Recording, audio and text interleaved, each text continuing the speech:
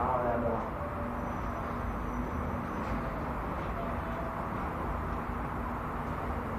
Tá ótimo.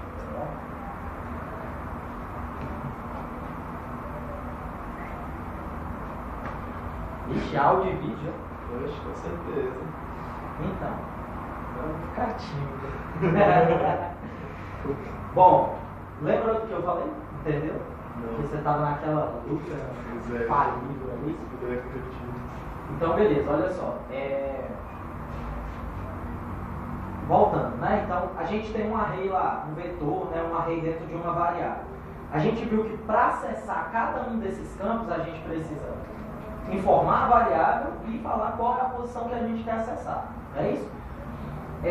Para facilitar isso daí, de repente são muitos os itens que você tem, a gente conseguiu colocar dentro de um while ou dentro de um for. Por quê? Porque a única coisa sistemática que tinha naquilo ali é que a única coisa que alterava era a numeração. 0, 1, 2, 3. Não era só isso que mudava? Só que agora a gente viu que a gente pode estar trabalhando com as chaves. Então, o while ou for, a capacidade que a gente tinha era de contar, mas não de adivinhar qual é a chave daquele cara para eu poder imprimir. Tá entendendo? Então, o que o for each faz? Ele é uma função própria para trabalhar com array. Beleza? Então, a vantagem dele, primeiro, você utilizando o for each, ele por ser uma função exclusiva e própria para trabalhar com array, ele já tem a sabedoria de identificar quantos campos tem dentro desse array. Então, ou seja, você não vai precisar falar para ele, quero que rode essa variável 20 vezes, porque tem 20 campos. Não. Usando o for each, ele já vai saber quantos campos tem no teu array, beleza? Então, ele já vai rodar isso daí automaticamente, beleza? Aí, a gente vai ver, então, como é que ele vai funcionar. O count máximo também do for each? Não precisa, porque ele já identifica quantas vezes é para ele rodar. Beleza? Tinha dado, parece uma pala, né? Viu? Tipo uma...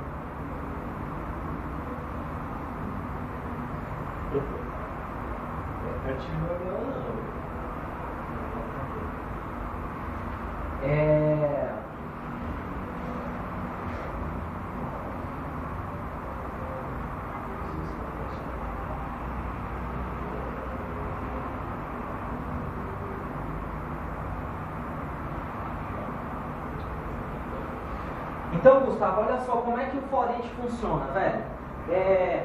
Igual eu tinha falado para você, ele é exclusivamente para estar trabalhando com array, beleza? Então, só estou informando aqui, ó, só uma curiosidade, o seguinte, ó, o for each ele funciona só com variável do tipo array, beleza? Isso daí eu já falei. Então, qualquer tipo de variável que eu colocar diferente de array, a função vai retornar um OR, beleza? Aquele segundo nívelzinho de erro. Por quê? Porque o for each é uma função própria para trabalhar com array. Então, se você não passa uma variável que é o array, como que ele vai trabalhar? Então, ele vai estourar, isso que você está passando aqui não é um array. Não tem como eu trabalhar com isso daqui. Beleza? Então, a sintaxe é muito simples. É isso daqui, ó. For each, aí é uma função, né? Então, eu abro e fecho ali o parênteses. E aí, ó, aqui eu vou colocar a variável que tem o meu array. Beleza? E esse as é no sentido de como, beleza? As do inglês, como. Então, o que está acontecendo?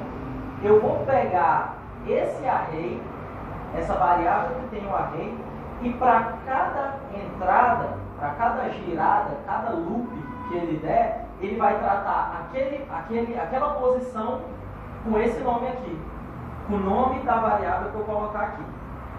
Beleza? E aqui dentro eu faço a instrução que eu quiser. Ele vai estar repetindo, como se fosse o for. O for aqui dentro você não põe o que quiser para ele ficar repetindo, while, né? Nesse esquema. O for each, ele vai fazer o quê? Rodar isso daqui, a gente vai ver esse negócio funcionando.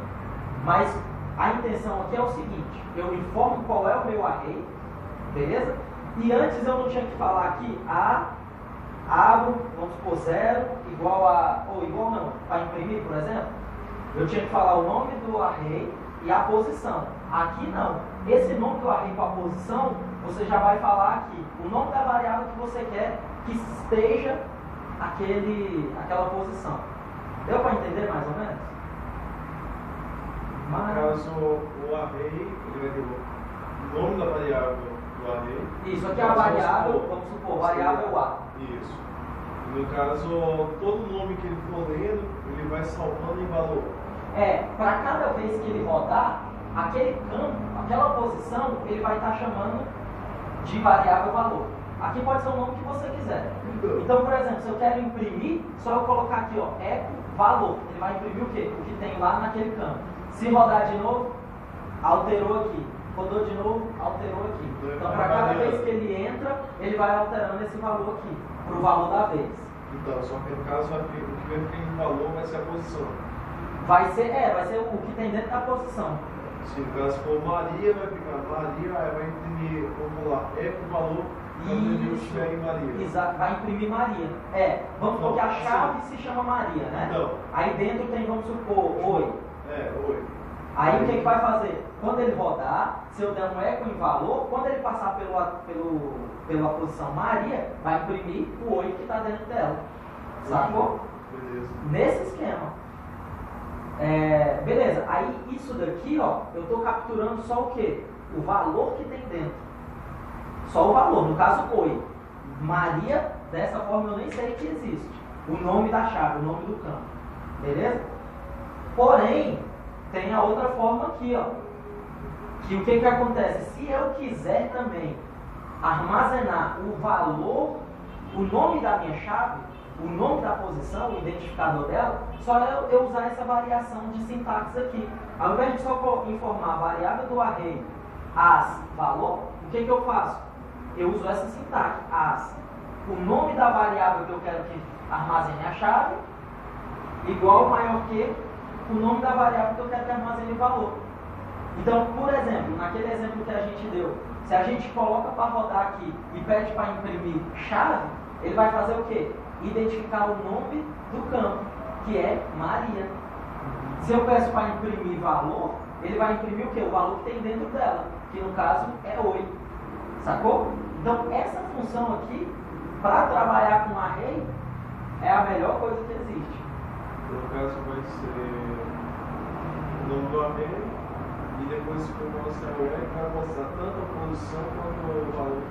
Isso, se for assim, eu consigo recuperar dele a chave, que é a posição, e o valor. Beleza? Bem tranquilo. Então, o que é que você vai fazer aí, ó? For each.php e copiar esse trechozinho de código aí.